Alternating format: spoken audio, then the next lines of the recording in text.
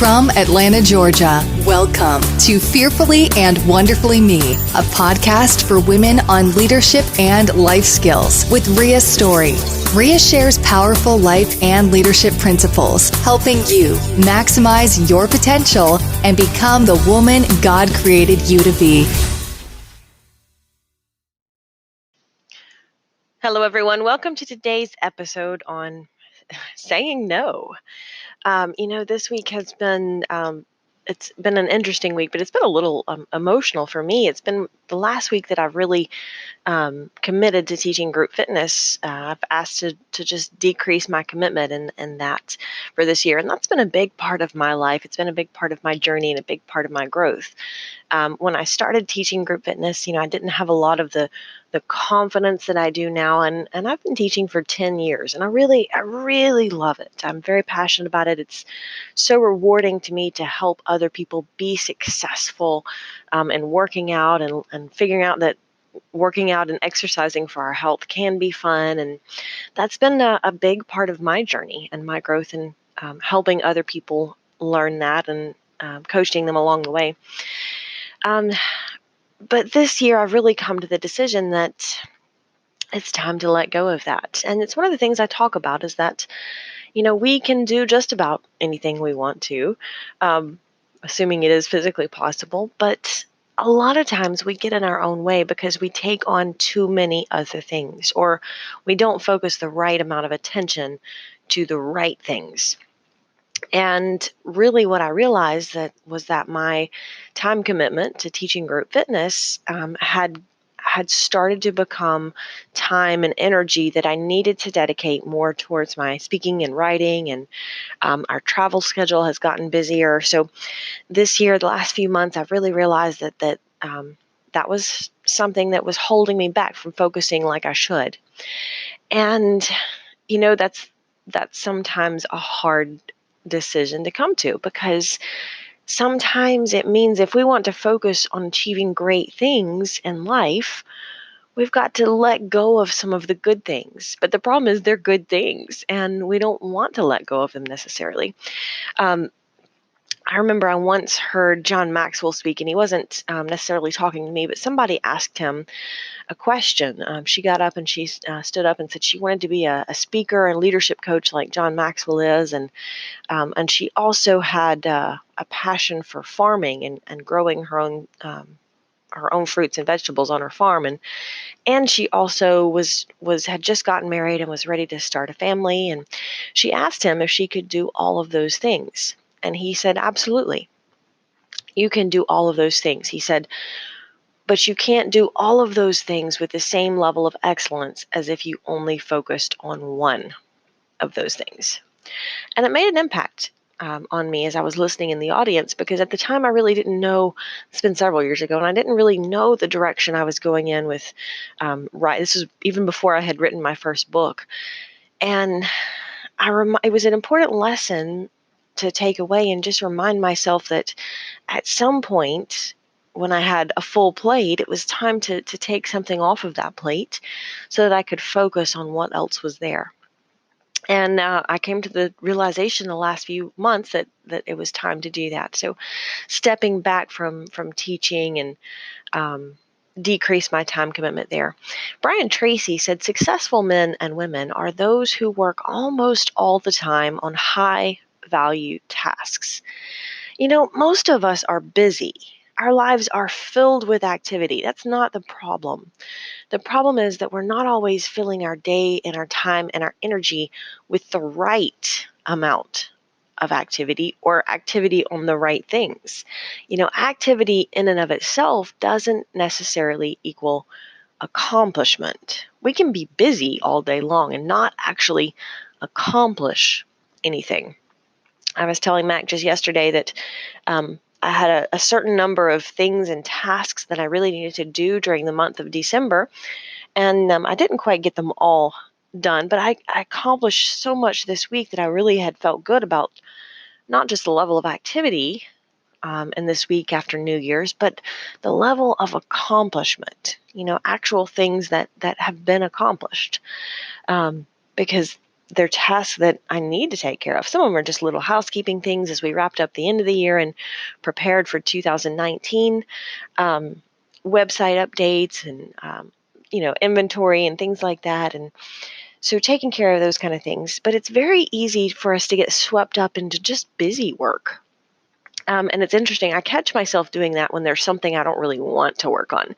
I used to give the example of when I was in college and studying or preparing for a test or writing a paper, and it wasn't something that I was interested in.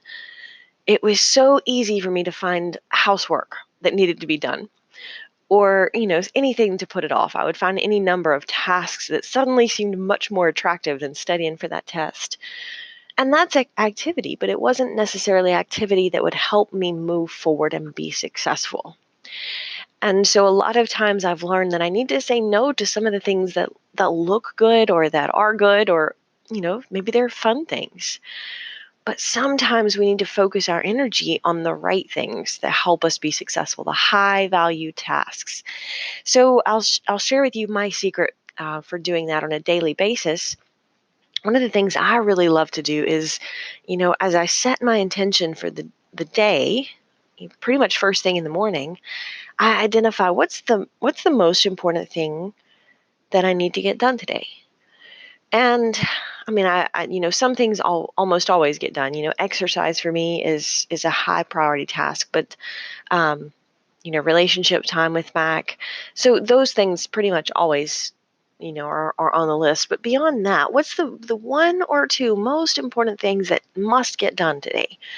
And I work on those first because if they're the most important things, then I need to focus my energy on them first. And until they get done, nothing else needs to happen. So just like recording these podcasts, that's one of the first things that gets done in my day. When it's time to record a podcast, I tackle that first because that's the most important thing on my list for the day, the most important task. I want to make sure that my activity is accomplishing something right away so that I can make sure that I get this very important task, high value task, done first so that nothing else can get in the way of that. And it's one of the reasons I love to exercise fairly early in the day, because then I know that high value task that's important to my health and well-being gets done, and I can move on through the rest of the day. Because as we all know, activities, time just seems to fill itself up. Our calendar just seems to fill itself up sometimes with sometimes just busy work, junk emails and phone calls from what's the spam call, the do not call list. And there's so many things that can just get in the way, or other people's priorities, which not necessarily are bad. They just may not be our priorities, and so may or may not need to have the same level of focus in our time and energy. So it's really been impactful for me. I used to when I worked in my career at a real job, quote unquote, I would block my calendar off because we were, everybody in the organization was on Outlook. And so you would send meeting invites and you could see when other people's calendars were clear. And so I typically blocked off my morning from about 8 o'clock, or 7:30 was when I usually got to work, until 10 o'clock, because that was my most productive time. And even today, those first few hours of the day are my most productive. And so I didn't want to schedule meetings before 10 o'clock, because that was my most productive time. That was the time when, most people weren't yet at work, or just getting to work, and there were few interruptions, and I could get so much more accomplished in those first few hours. And even today, I still love to get up early while the rest of the world is asleep sometimes, and tackle some things first thing in the quiet of the morning.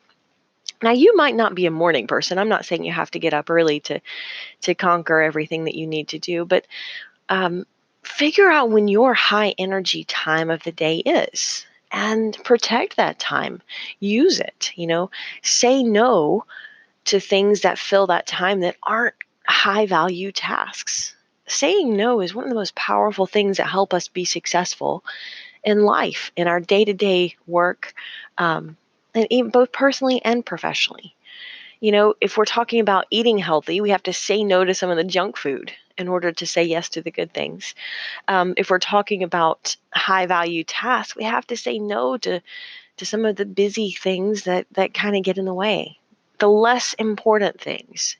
I was reading or I saw something the other day by Simon Sinek that said, if you want to be very productive, turn your phone on airplane mode and put it in a drawer. Because even if you just turn it on, turn the ringer off, but it's laying there, it serves it as a distraction emotionally and mentally. So if you want to be more productive, put the phone away or put it in another room. And that really allows you to concentrate so much better. So, these are just some tips, but it's amazing what we can do when we leverage the power of focus. And saying no is the best way to focus on what we need to say yes to. Until next time. Start increasing your influence and maximizing your potential with Ria's audiobooks. Available at audible.com, amazon.com, and iBooks. Please visit riastory.com to learn about Ria's books, resources, speaking, and training programs. Thanks for listening.